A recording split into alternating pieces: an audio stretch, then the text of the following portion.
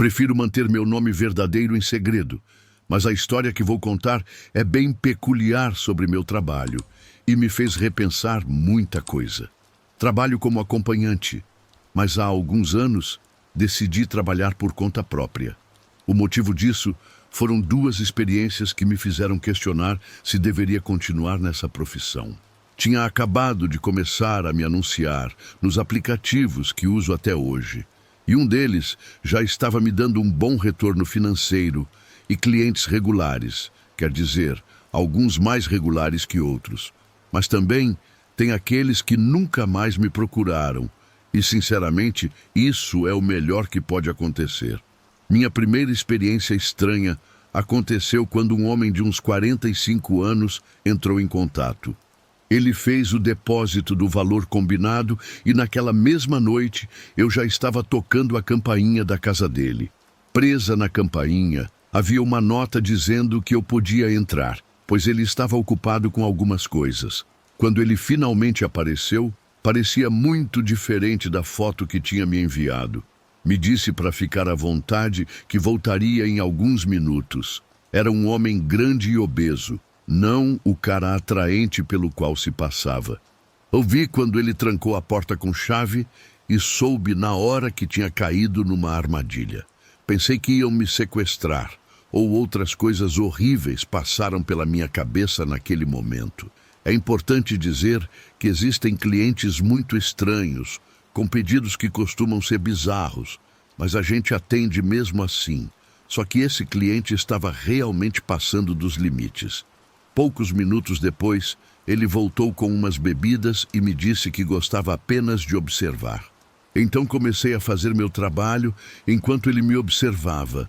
Não sei em que momento ele saiu do quarto novamente, como eu estava concentrada no que fazia, não o ouvi sair. Quando terminei, o quarto estava iluminado por uma luz vermelha, o que dava um clima bem estranho ao ambiente.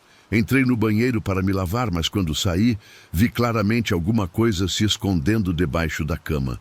Consegui ver uns membros que não tinham nada a ver com o corpo do meu cliente.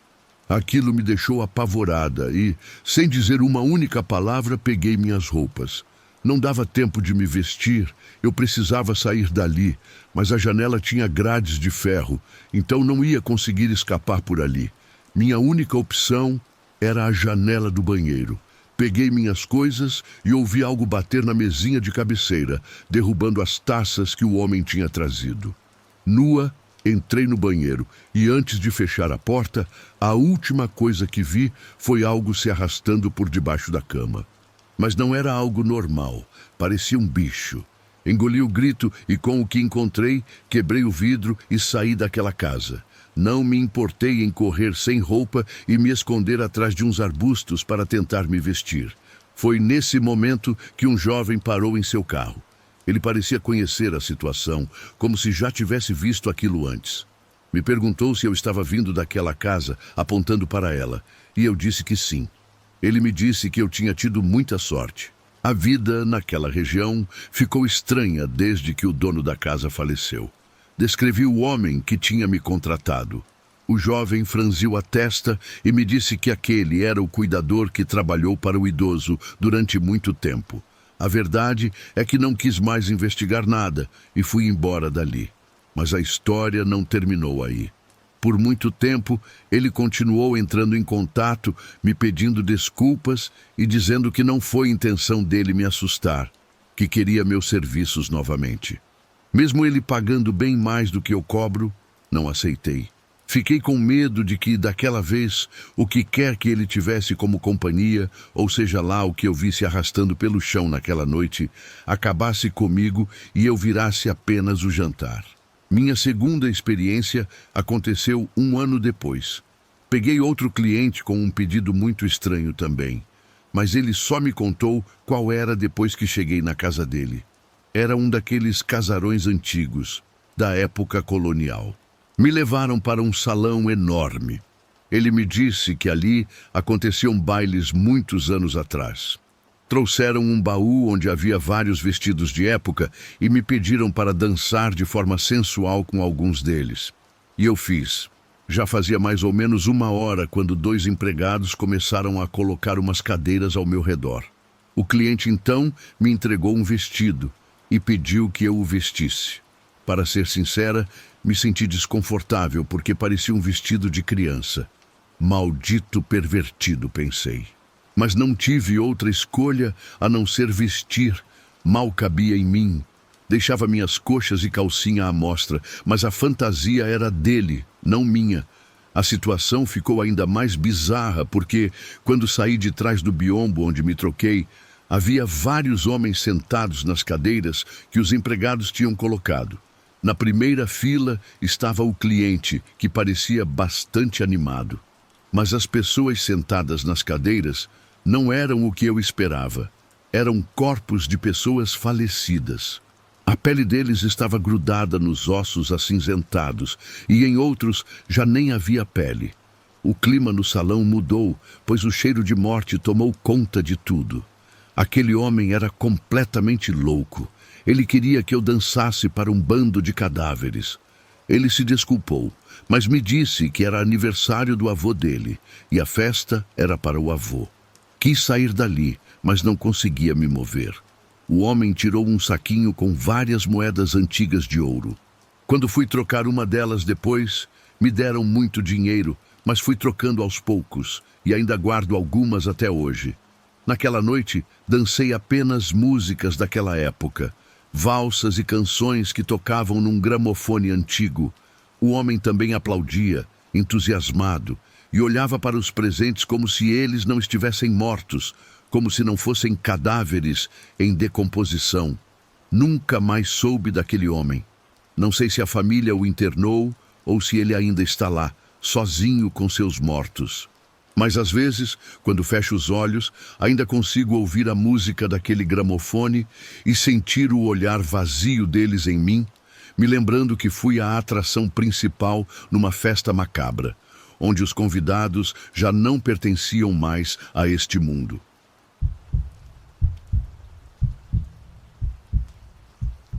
Você já teve a sensação de que escapou da morte por um triz, sem nem mesmo entender como? Foi o que aconteceu comigo na virada do milênio, e a verdade por trás daquela noite é mais sombria do que qualquer pesadelo. Meu nome é Heloísa.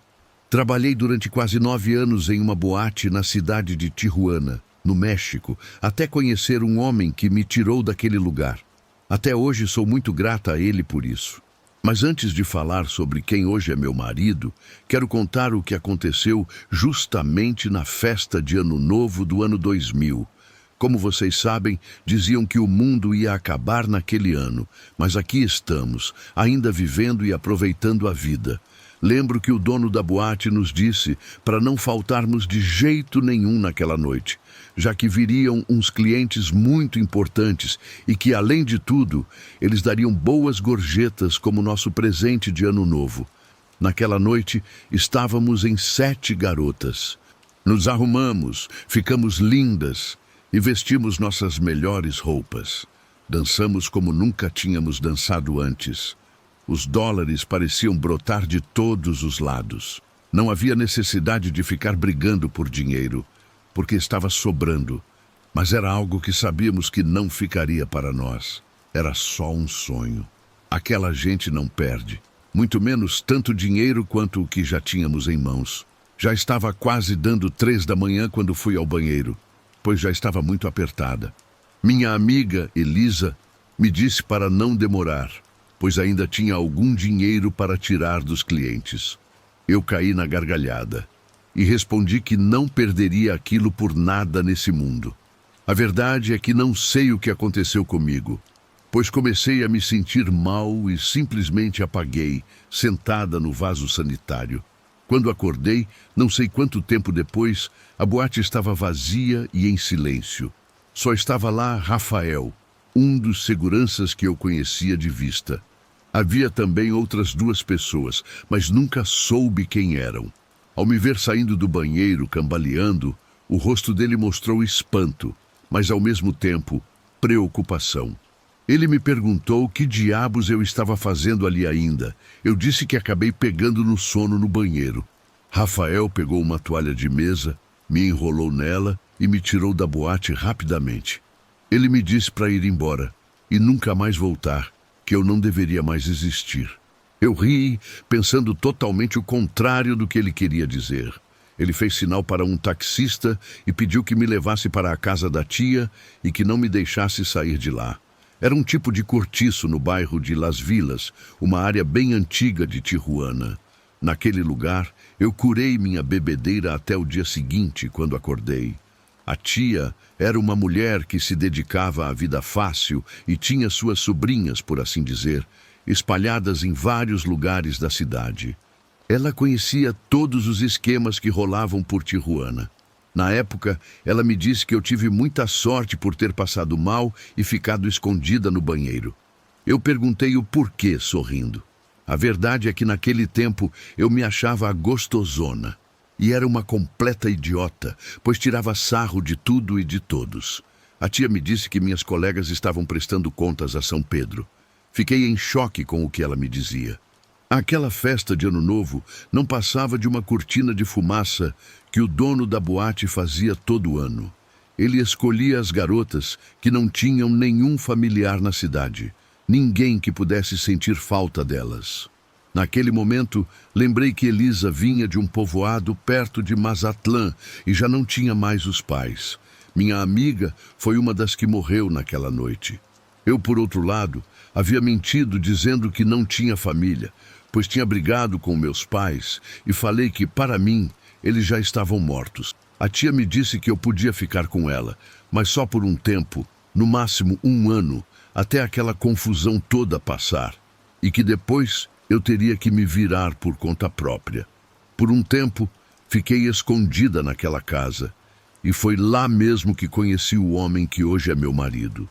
Eu procurei notícias nos jornais e não encontrei absolutamente nada sobre o que tinham me contado. Acho que fiquei tão obcecada com o que aconteceu com as minhas colegas que comecei a ter pesadelos, onde eu as via pedindo ajuda. O sonho mais recorrente era vê-las dentro de uma piscina, todas amontoadas e nuas, com vários buracos em seus corpos. Mas Elisa nunca aparecia por completo. Eu só via a tatuagem que ela tinha no pulso. Nunca o corpo inteiro, nem o rosto dela. A tia me recomendou esquecer tudo aquilo, pois se eu continuasse pensando nelas, o mais certo era que, cedo ou tarde, elas me levariam junto. Ela também me indicou uma bruxa boa para me fazer uma limpeza espiritual. Fui nela por umas 9 sessões e quando terminei segui em frente. Casei em 2003 com meu esposo e formei uma linda família. No final das contas, a previsão daquela bruxa se tornou minha realidade. Ela disse que os rostos daquelas pessoas sumiriam da minha mente e foi exatamente o que aconteceu. Nem mesmo o de Elisa eu consigo mais lembrar. É como se houvesse um vazio estranho na minha memória, uma proteção que também virou uma maldição, porque sobrevivi, mas uma parte de mim ficou enterrada com elas naquela noite. A prova disso é que nem minha melhor amiga tem mais um rosto guardado na minha lembrança.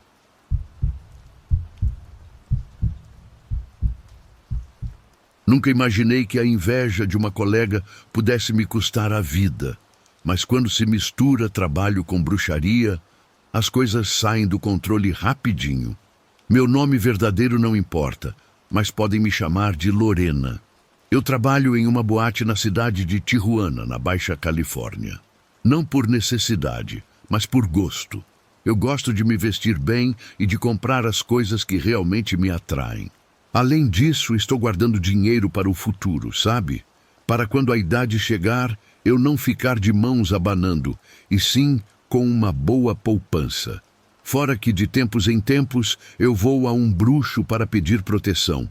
Isso é para que ninguém tente me fazer mal. Vocês sabem como é. A inveja entre as colegas de trabalho. Inveja porque algumas não se dão bem com os clientes. E é exatamente sobre isso a minha história.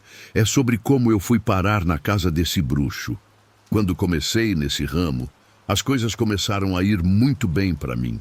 Para poder ficar com um cliente em um privado, é aqui que a gente ganha bem e recebe as melhores gorjetas. Foi nesse esquema que eu consegui vários clientes fixos. Vale dizer que algumas de nós respeitam isso, mas tem outras que não estão nem aí. Uma, que se apresentava como Lara, era a mais terrível de todas. O que eu quero dizer é que, se alguém se envolvesse com um dos clientes dela, Lara ia para cima da garota no camarim e deixava bem claro que aquele cliente era dela. As meninas saíam de lá com o rosto ardendo de tapas e todas descabeladas com os empurrões que Lara dava.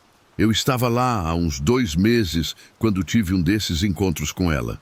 Marina me salvou de levar uma bela surra quando disse que eu era nova e que, além disso, o cliente que ela dizia ser dela não tinha perguntado por ela, veio direto falar comigo. Mas o aviso já estava dado. Vou ser sincera. Jovem e sem experiência, eu me senti intimidada por aquela mulher. Comecei a ter medo dela, e não era um medo racional. Cheguei a pensar em ir embora e nunca mais voltar. Mas numa noite, 2 homens chegaram na boate e, por sorte, me chamaram para um dos privados. Os caras já tinham bebido demais e começaram a falar sobre Lara. Senti minhas pernas tremerem, pensando na surra que me esperava quando eu saísse dali. Mas foi totalmente o contrário. Bêbados, os homens falavam sobre rituais e danças que Lara fazia. Usando minha inocência, fiz algumas perguntas e foi aí que descobri que essa mulher praticava algum tipo de bruxaria. Os caras contaram o que Lara fazia e que de vez em quando ela os chamava na casa dela para eles verem os rituais e as danças exóticas que ela praticava. Obviamente, tudo terminava com todos se envolvendo com todos. 3 homens com uma mulher, homens com homens, mulheres com mulheres e por aí vai. Aquilo me deixou em alerta. Eu percebi que era por esses motivos que ela se achava intocável. Mas até esse tipo de ritual tem seu limite, seu fim.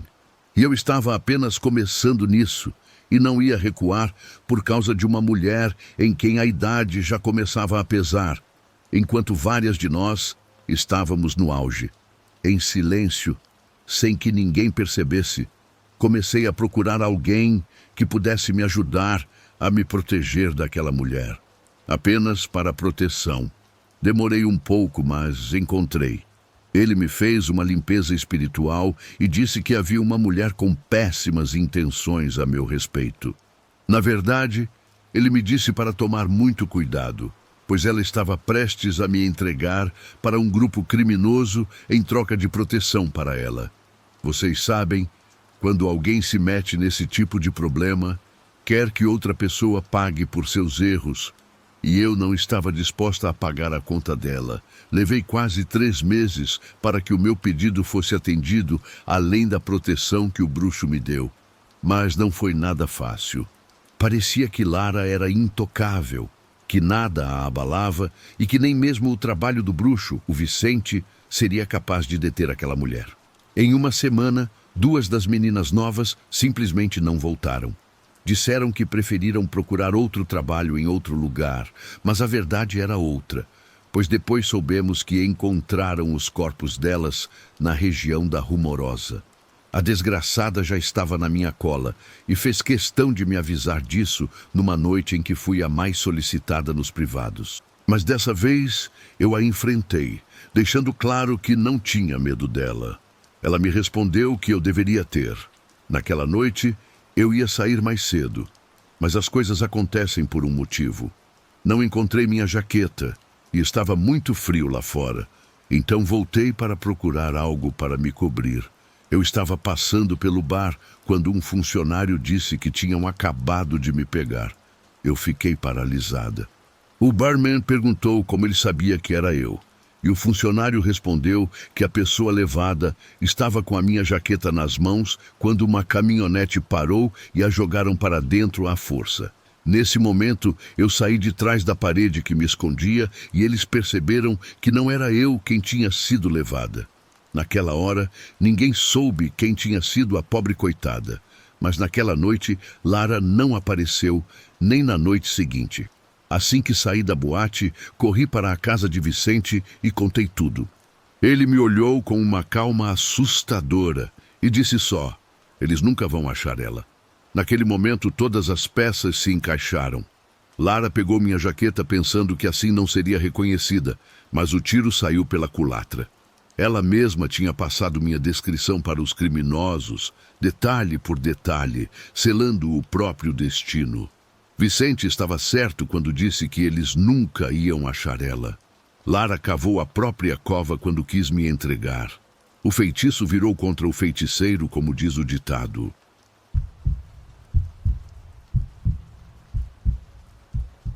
Alguma vez você já imaginou o que pessoas com muito dinheiro e poder são capazes de fazer para satisfazer seus desejos mais obscuros?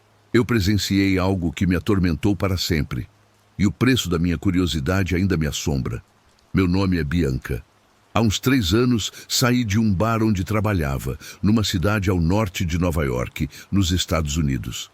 Para proteger as pessoas envolvidas, os nomes foram alterados. Nesse clube, que foi fechado há bastante tempo, sempre entravam meninas muito jovens para trabalhar. Eu era garçonete, e quando surgia a oportunidade de dançar para algum cliente, eu dançava naquelas salas privadas que existiam no local. Como estava dizendo, havia meninas que entravam tendo acabado de completar a maioridade. Outras não passavam dos 20 anos, e essas acabavam saindo rapidamente do estabelecimento. O bar sempre precisava de garçonetes ou dançarinas para a pista. Eu já tinha 27 anos, então a idade começava a pesar para mim. Para alguns, eu ainda seria jovem, mas nesse tipo de trabalho, a gente se desgasta muito. As noites sem dormir, a vida noturna, tudo isso cobra um preço. O dono do bar tinha amizade com pessoas muito estranhas. Não vou entrar nesse assunto, mas quero deixar claro que ele mandava as meninas para esses clientes quando eles pediam, e, como eu disse, elas simplesmente desapareciam. Com o tempo, percebi que não voltavam mais. A inveja faz a gente querer dar um passo à frente, sabe? Uma vez falei para meu patrão me dar a oportunidade de ir nesses lugares para onde ele as enviava, porque sabia que pagavam mais e eu precisava muito do dinheiro. Ele ficou me olhando por um tempo e disse que justamente por gostar de mim, não me mandaria para essas reuniões. Mas eu não me conformei. Não fiquei de braços cruzados, e pouco tempo depois vi as meninas se arrumando para ir a uma dessas festas de fim de semana, uma daquelas para as quais elas tinham sido solicitadas.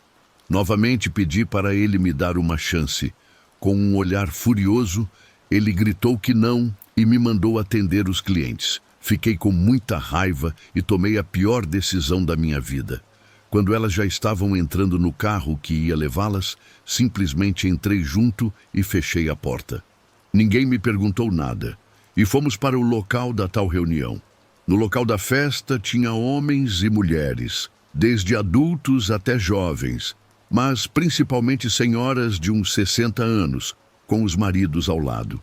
Todos riam, aproveitavam a festa, mas o que aconteceu em seguida selaria o destino de 3 das meninas e deixaria uma marca na minha memória que me causa pesadelos até hoje. Para as meninas que foram levadas, o cara que as recebeu disse com um olhar sádico que elas seriam o prato principal. Levaram todas nós para tomar um banho, mas com elas o cuidado foi extremo. Limparam os corpos delas de uma maneira que parecia que estavam desinfetando. Elas foram depiladas e pentearam seus cabelos com uma delicadeza absurda. Uma moça morena que estava comigo foi levada para outro quarto. A mim, disseram para esperar. Não sei quanto tempo passei esperando naquele quarto. Cheguei a pensar que tinham se esquecido de mim. Resolvi sair de lá e encontrei um canto escondido, longe das escadas. Me enfiei ali sem que ninguém me visse. A verdade é que queria ver a tal festa, pois sabia que quando voltasse para o bar, meu chefe me daria uma bronca daquelas. Foi quando ouvi alguém dizer que o jantar já estava para ser servido. Espiei com todo o cuidado para ninguém perceber e vi levarem 2 das meninas em cima de uma espécie de mesa. Ao redor delas havia frutas e legumes, alguns cobrindo seus seios e suas partes íntimas. O que o dinheiro não faz, pensei. Mas quando os convidados se aproximaram das mesas onde estavam minhas colegas, tive que levar as mãos à boca para não gritar. Eles começaram a cortar pedaços de carne delas e a devorá-los. Elas não se moviam. Imagino que estivessem sob o efeito de algum narcótico forte ou algo assim, para que não pudessem se mexer. Todos ali estavam se deliciando com a carne daquelas duas pobres garotas. Eu precisava sair dali. Se me descobrissem, seria o próximo prato. Do jeito que deu, saí correndo. Mas para o meu azar, alguém me viu bem na hora em que estava fechando a porta. Ele apenas me olhou e ele mesmo se encarregou de abrir o portão que dava para a rua. Me deu alguns dólares e fechou o portão logo atrás de mim. Estava usando só um roupão e corri descalça o máximo que pude, sem me importar se estava me machucando. Cheguei no meu apartamento, peguei minhas coisas, o dinheiro que tinha e fugi. Dei um jeito de ir me aproximando da fronteira com o México. E chegando lá, fiz com que me deportassem. Não minto, senti um medo terrível. Tive que me livrar do celular. Ele não parava de tocar. Era meu chefe, e se eu atendesse, sabia que ele me levaria de volta para aquela casa, onde os canibais se divertiriam comigo. Voltei para a minha cidade natal. O tempo passou, e hoje compreendo que é melhor ter pouco dinheiro, mas ter tranquilidade. Porém, a paz nunca mais foi completa. Nunca mais consegui comer carne de nenhum tipo. Toda vez que vejo um pedaço, a única imagem que vem à minha mente é a daquelas pessoas sorrindo enquanto devoravam carne humana. Os pesadelos se tornaram meus companheiros eternos, lembrando-me constantemente do preço que paguei pela minha curiosidade fatal.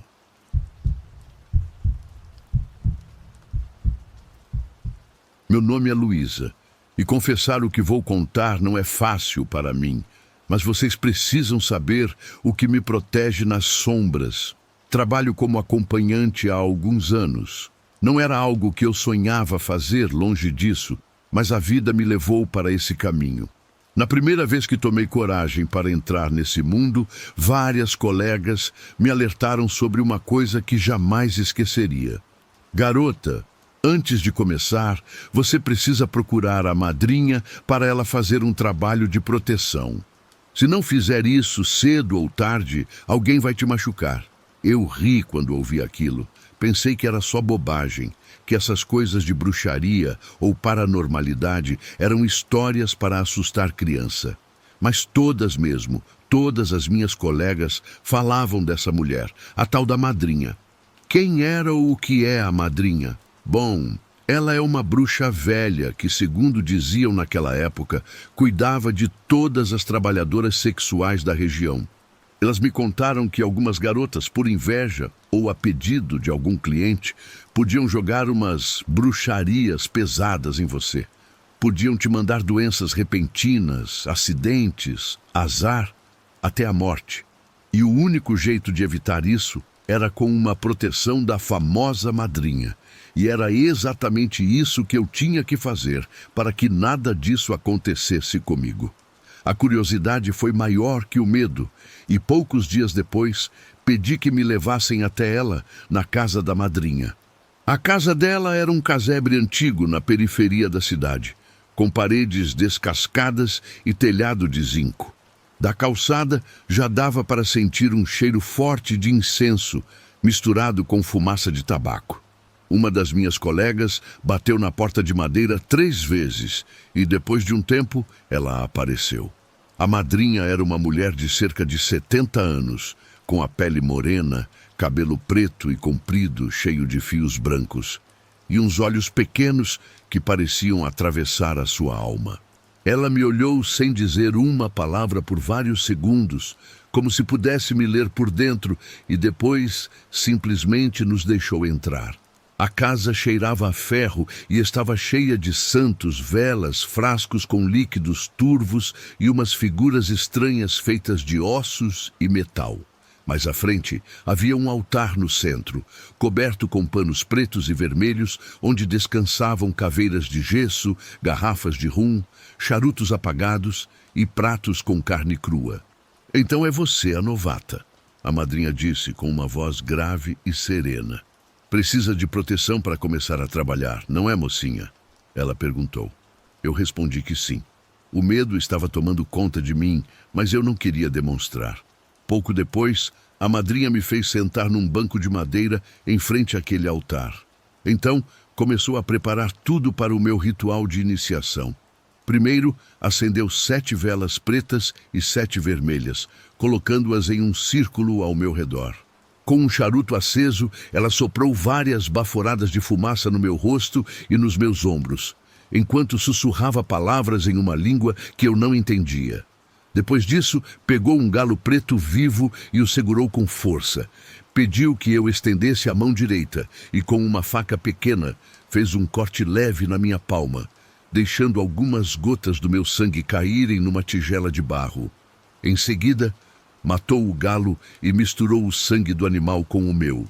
Naquele instante, o cheiro metálico e quente revirou meu estômago. Enquanto mexia a mistura com um galho seco, a madrinha rezava em voz baixa: pela força da terra, pela boca do inferno, que mal nenhum toque esta filha. Depois, passou o líquido na minha testa, no peito e nas costas, desenhando símbolos que pareciam cruzes e círculos deformados. Em seguida, derramou o que sobrou nas chamas das velas, que estalaram como se tivessem vida própria. Logo depois, ela me entregou um pequeno amuleto. Era uma bolsinha vermelha, fechada com um fio preto, que dentro tinha um pedaço de osso, terra de cemitério, um dente de cachorro e um pouco do meu cabelo. Nunca tire isso, garota, porque isso vai te proteger, ela disse. Enquanto tiver isso com você, nada de mal vai te acontecer. Finalmente, ela me fez beber um gole de rum misturado com mel e cinzas. O gosto era pavoroso, mas ela disse que, com aquilo, o pacto estava selado. Está feito. Agora você tem quem te cuide. Eu perguntei o que era que cuidava de mim. Ela apenas sorriu, mostrando uns dentes amarelados, e me disse algo muito estranho. Um demônio, garota. Um demônio é quem cuida de você. Mas não tenha medo. Ele saberá como te defender. Eu saí daquela casa tonta, com um formigamento estranho na pele.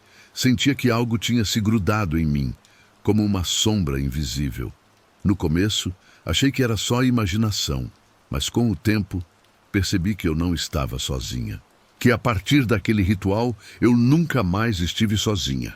Nas minhas primeiras noites de trabalho, tudo parecia normal, mas comecei a notar coisas bizarras. Alguns clientes mal se aproximavam e já recuavam, como se algo os espantasse. Outros diziam que sentiam um calafrio quando estavam comigo. Um deles até confessou que, quando entrei no carro dele, ele jurou que viu outra silhueta, maior, junto comigo. Uma sombra escura e densa que se sentou no banco de trás. Teve uma vez que um homem tentou ser violento comigo. No momento em que ele levantou a mão para me bater, ficou paralisado, com os olhos arregalados, como se estivesse vendo alguma coisa atrás de mim. Ele não disse nada, só saiu correndo, e eu nunca mais o vi. Eu nunca vi nada, mas consigo sentir. Uma presença enorme, pesada, que está sempre atrás de mim. Às vezes, quando volto sozinha de madrugada, escuto passos atrás de mim, mas quando me viro, a rua está completamente vazia. Com os meses, aprendi a conviver com essa sombra. Sei que ela não me faz mal, pelo contrário, me protege. Sei que está ali, que cuida de mim, que afasta quem quer me fazer mal. Minhas colegas o chamam de o guardião da madrinha. Eu sei que é um demônio. Não sei como explicar, mas graças a esse trabalho de proteção, eu vivo tranquila, pois aquele ser cuida de mim. Neste mundo cheio de perigos, eu não tenho medo, porque sei que alguém ou algo zela por mim toda noite. E embora eu nunca tenha visto o rosto dele, às vezes, no reflexo rápido de um espelho de motel, eu vejo um vulto alto, com olhos que brilham em vermelho na escuridão. Não sinto mais medo, apenas uma estranha aceitação. Ele é a minha sombra, o meu demônio, e a única proteção que eu já conheci nesta vida perigosa.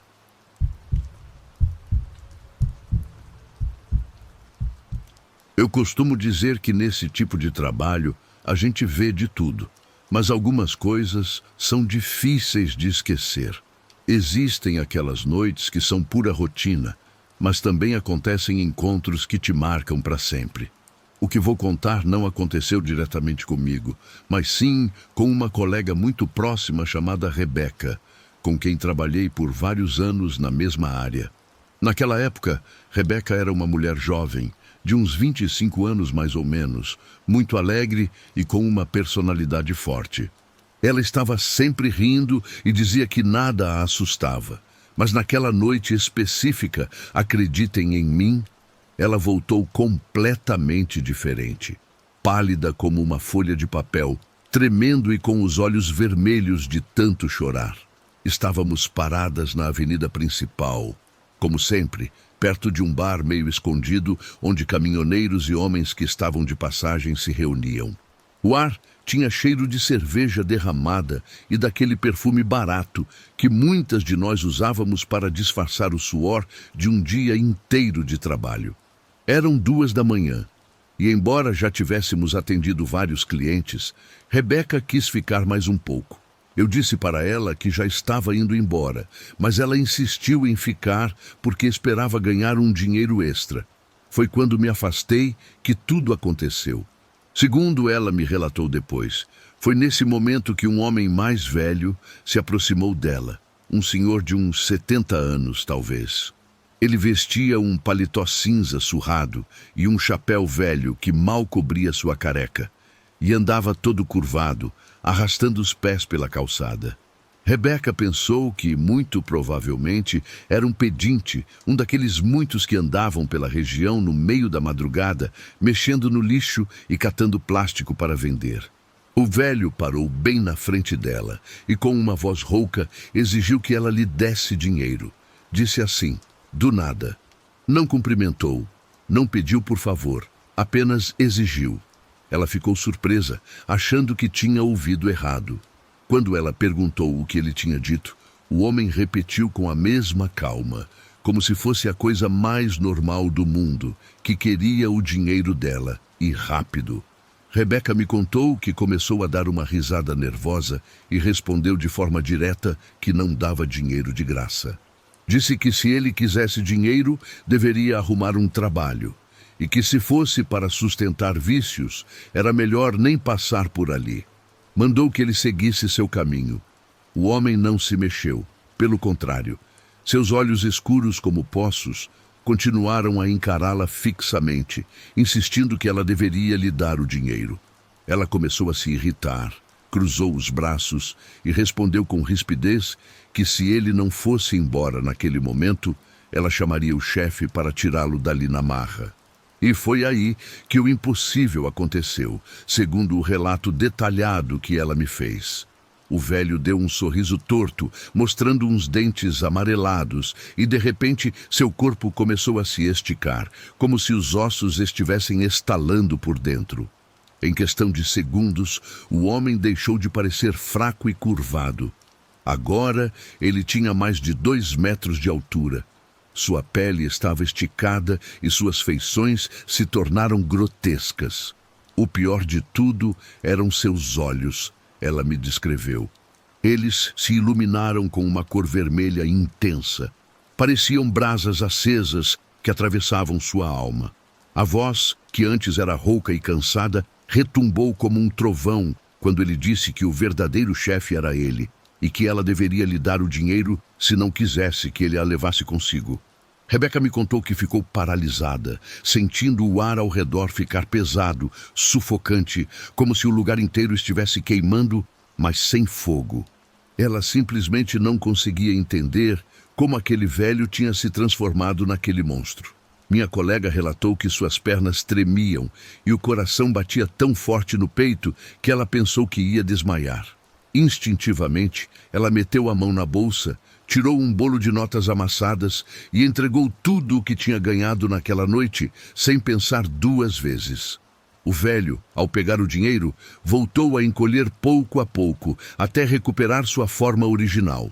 Um velho curvado, de rosto apagado. Um velho que, com um simples empurrão, cairia no chão.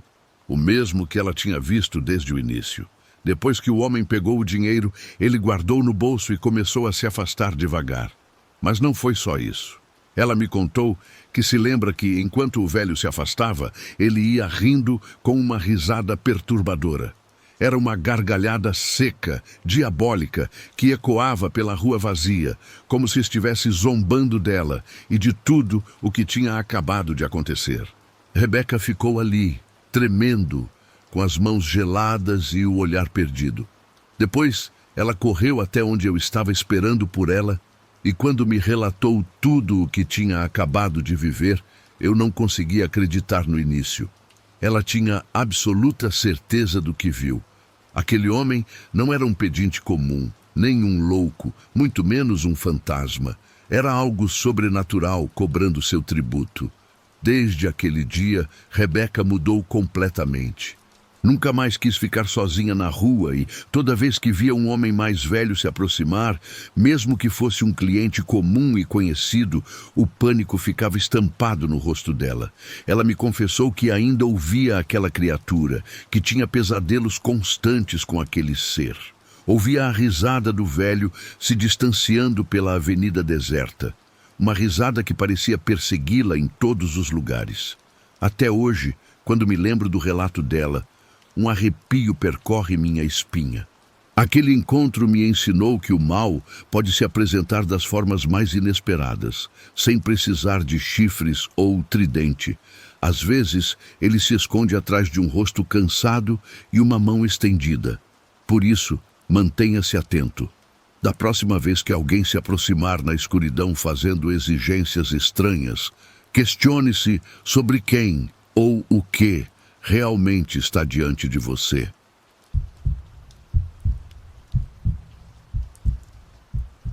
Dizem que a noite tem seus próprios segredos, e o meu trabalho sempre foi lidar com eles. Mas o que eu vi naquela estrada não era um segredo, era uma sentença de medo eterno.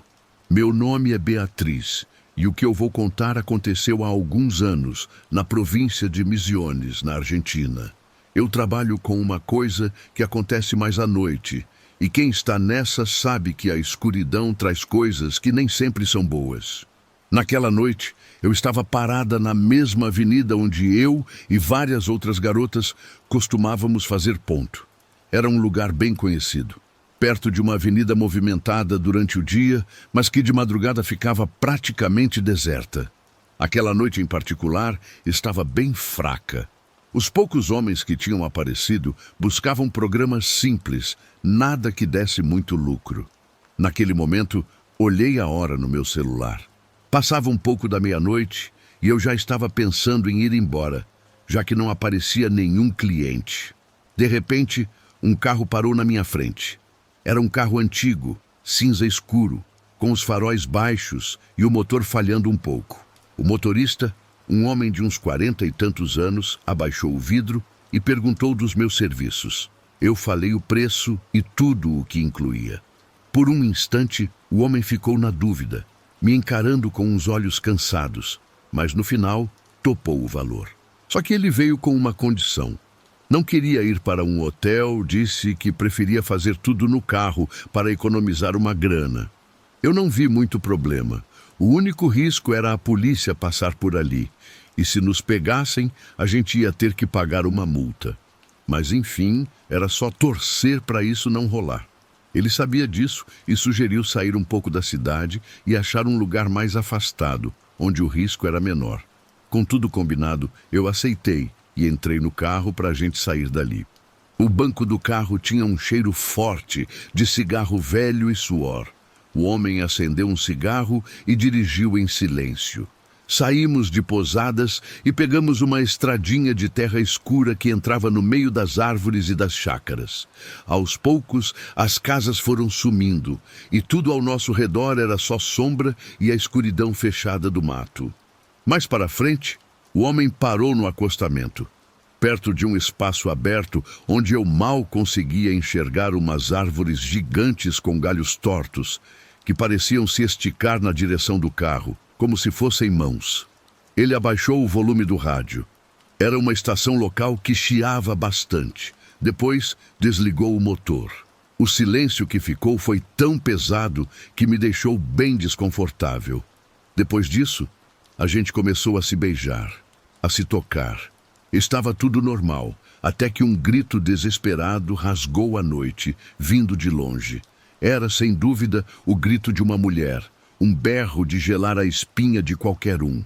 Nós dois paramos na mesma hora, olhando para as janelas, como se um quisesse confirmar se o outro também tinha ouvido. Do lado de fora do carro, a escuridão era total, quebrada só pela sombra das árvores. Deve ter sido algum bicho, disse o homem, tentando parecer calmo, mas a voz dele tremia um pouco. Eu só balancei a cabeça concordando, mas eu sabia que aquilo não era um bicho. Era o grito de pavor de uma mulher. Tentamos voltar ao que estávamos fazendo, mas aí o grito veio de novo, dessa vez mais perto. Já não parecia distante, soava como se a mulher estivesse a poucos metros, sofrendo uma dor insuportável, quase uma tortura. Na mesma hora, o cliente acendeu os faróis, iluminando os galhos da árvore bem na nossa frente. Nada se mexia, só o mato alto, mas a brisa era tão fraca que não podia ter feito aquele barulho. Melhor a gente ir embora. Esse lugar está sinistro e é muito isolado. Eu sussurrei, sentindo que tinha alguma coisa muito errada. Mas ele fez que não com a cabeça. A gente já está aqui, não vai acontecer nada. Melhor continuar. Ele insistir tanto para ficar me deixou ainda mais nervosa. O desconforto crescia dentro de mim, como se o ar estivesse ficando mais grosso. O cheiro de mato úmido entrava pela janela, se misturando com a fumaça do cigarro. Foi nesse momento que o grito soou pela terceira vez, só que agora foi brutal, um lamento que não acabava mais. E dessa vez não veio sozinho. Alguma coisa bateu com muita força no teto do carro. Parecia que alguém tinha caído em cima da gente. Foi uma pancada seca, forte. O homem deu um pulo, ligou o motor de novo e acendeu os faróis. E foi aí que a gente viu. Na nossa frente, a árvore iluminada mostrava uma cena que não faz o menor sentido. Pendurado em um dos galhos estava o corpo de uma mulher. Ela estava suspensa por uma corda no pescoço que a balançava de um lado para o outro. A mulher usava algo claro, que parecia uma camisola, e balançava devagar, mas não ventava. Nada se movia ali, só ela. Parecia que uma mão invisível a empurrava naquele balanço macabro. A boca dela estava aberta, como se tivesse congelado num grito eterno. E mesmo no escuro, dava para ver que os olhos estavam cravados na gente. Naquele instante, um arrepio subiu pela minha espinha e eu soltei um grito baixo de puro pavor. O cliente, por sua vez, estava branco como papel, com as mãos tremendo no volante. Isso não é possível. Como ela apareceu aí? Ela não estava aí antes, estava? Você não viu ela, viu? Gaguejou o coitado. Eu disse que não. Ela não estava ali. Não tinha como ela estar ali. Eu implorei para a gente ir embora logo, para ele acelerar e sair daquele lugar maldito. Ele mexeu nos faróis mais uma vez e naquele piscar rápido, quando a luz apagou por um segundo e acendeu de novo, o corpo tinha sumido. A árvore estava lá, vazia, com os galhos pelados, como se nada nunca tivesse estado pendurado neles. O homem xingou baixo, pisou fundo no acelerador e deu uma ré tão brusca que quase perdemos o controle do carro. Saímos de lá cantando pneu, de volta para a cidade, sem falar uma única palavra. A gente não terminou o que tinha começado naquela noite, mas o que ganhamos em troca foi uma marca de pavor que, eu sei, nunca vai desaparecer. Depois daquilo, eu nunca mais aceitei entrar num carro para ir para longe da cidade. Até hoje, basta uma estrada mais escura aqui em Misiones para minha mente voltar para lá, para aquela árvore, para aquela mulher balançando no vazio, como se ela tivesse acabado de morrer bem na nossa frente.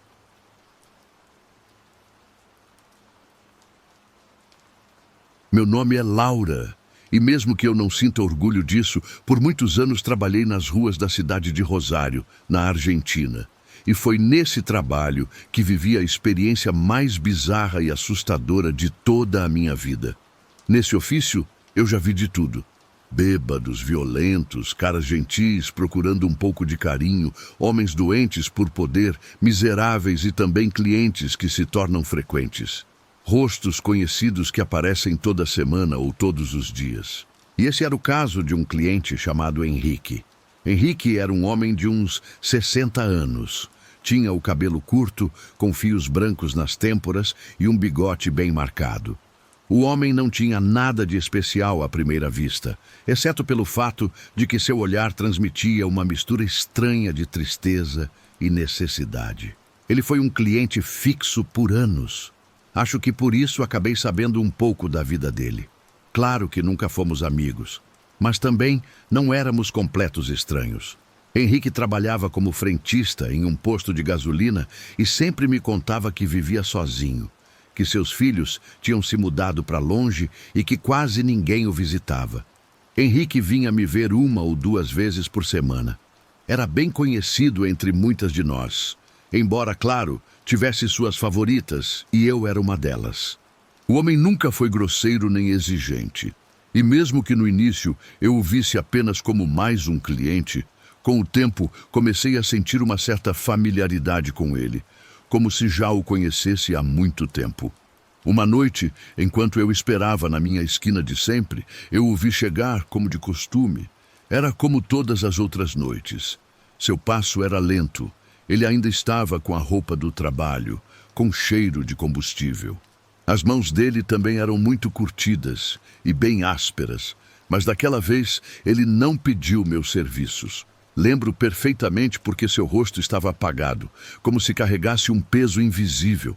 Eu me aproximei e perguntei se ele queria o de sempre, mas ele negou com a cabeça. Hoje não, Laura. Hoje eu preciso de outra coisa. Do bolso, ele tirou um maço de notas. Contou com muita calma até juntar cerca de 5.000 pesos argentinos daquela época, não os de hoje que não valem nada. Depois, o homem colocou o dinheiro na minha mão e disse algumas coisas. Confusa, perguntei para que era aquilo ou do que ele precisava. O homem, então, tirou um pedaço de papel dobrado do bolso, onde tinha escrito um endereço, e me disse algo com a voz rouca. Amanhã, às 7 da noite, preciso que você vá a este endereço. Não falte, por favor, porque sua presença é necessária. Isso vai soar um pouco estranho, mas vá com uma roupa comum. Nada chamativo, algo discreto. Se puder, vá com um vestido preto e o cabelo preso, como se fosse para um evento formal. Eu quis fazer perguntas, mas ele não respondeu nenhuma. Apenas repetiu que era para eu ir, que era importante e que por isso tinha me pagado tanto dinheiro. Depois, se despediu com um aperto de mão, como se estivesse fechando um acordo, e se afastou caminhando até sumir entre as luzes alaranjadas da avenida. Fiquei com um nó no peito e a sensação de que algo estava errado, embora a primeira coisa que pensei foi que talvez ele tivesse me contratado para ser uma acompanhante, que iríamos a uma festa e ele me apresentaria como sua parceira ou algo do tipo. Eu nunca tinha visto Henrique tão sério, tão quebrado por dentro. Sabia que algo não estava totalmente bem. No dia seguinte, a ansiedade me devorava. Segui suas instruções à risca. Coloquei um vestido longo, preto, simples. Prendi o cabelo e peguei o ônibus que me levava justamente ao bairro antigo, onde as ruas eram estreitas e cheias de casas velhas. O endereço me levou a uma casa com a fachada mal cuidada, com uma porta que estava entreaberta. Hesitei em entrar e olhei para o papel várias vezes, convencida de que talvez tivesse me enganado, mas não, era ali. O endereço era aquele. Dei um passo para dentro e a primeira coisa que vi foi um pátio interno com poucas pessoas, apenas 3 ou 4, talvez. O silêncio era tão profundo que dava para ouvir o zumbido das lâmpadas amareladas penduradas nos corredores. Ao fundo, sobre um suporte de madeira, havia um caixão entreaberto. Senti um arrepio percorrer minha espinha inteira, porque eu não sabia se tinha errado de lugar. Naquele momento, uma mulher de uns 50 anos se aproximou de onde eu estava. Ela tinha os olhos fundos de tanto chorar. Parecia ser parente da pessoa que estava sendo velada. Boa noite, moça. Me diga, você veio ver o meu irmão, Henrique? Ela me perguntou. Eu não entendi o que ela queria dizer com aquilo. Minha voz ficou presa na garganta, mas respondi que sim. Com um gesto, ela indicou que eu podia me aproximar do caixão, que ele estava ali. Minhas pernas tremiam enquanto eu caminhava até lá, pois o que estava dentro do caixão me deixou sem palavras. Dentro daquela caixa de madeira estava Henrique, meu cliente, meu conhecido de tantas noites. O pobre homem vestia um terno que eu nunca o tinha visto usar, com as mãos cruzadas sobre o peito e a pele fria como cera. Levei as mãos à boca para não gritar. O que aconteceu com ele? Consegui perguntar. Sua irmã baixou o olhar e me disse com um sussurro muito calmo. Faz 2 dias que ele teve uma parada respiratória. Ele faleceu em casa, sozinho, sem que ninguém visse ou percebesse. Senti que eu ia desabar, porque não conseguia entender. 2 dias, mas eu o tinha visto na noite anterior. Ele mesmo tinha me dado o endereço deste lugar, tinha me pagado para vir. Como isso era possível? Eu me perguntava, sem saber se poderia haver uma resposta para aquilo. Fiquei um bom tempo naquele velório quase deserto, pois não havia quase ninguém e ninguém falava. O ar dentro da casa cheirava a flores murchas e cera derretida. No máximo, só se ouvia o rangido ocasional da cadeira de madeira onde os poucos presentes estavam sentados. Eu olhava para Henrique e lembrava da seriedade com que ele tinha me pedido para vir. Foi então que entendi tudo. Ele tinha me pagado para ir ao seu próprio velório. Talvez, porque sem saber, para aquele homem, eu fui mais do que uma acompanhante. Eu fui sua amiga. Não quis contar a ninguém a verdade de como conheci aquele homem, o Henrique. Apenas disse a eles que eu era uma amiga muito antiga dele. Não queria manchar sua memória naquele momento. Se ele se deu ao trabalho de me procurar mesmo depois de morto, então eu devia ter significado algo muito especial para aquele homem. Saí daquela casa com o coração partido e uma pergunta que jamais será respondida. Aquele encontro mudou tudo para mim. Agora, sempre que penso em Henrique, lembro da última conversa que tivemos, da última missão que ele me deu, a missão de um homem tão sozinho que precisou voltar da morte apenas para garantir que alguém estaria presente em sua despedida final.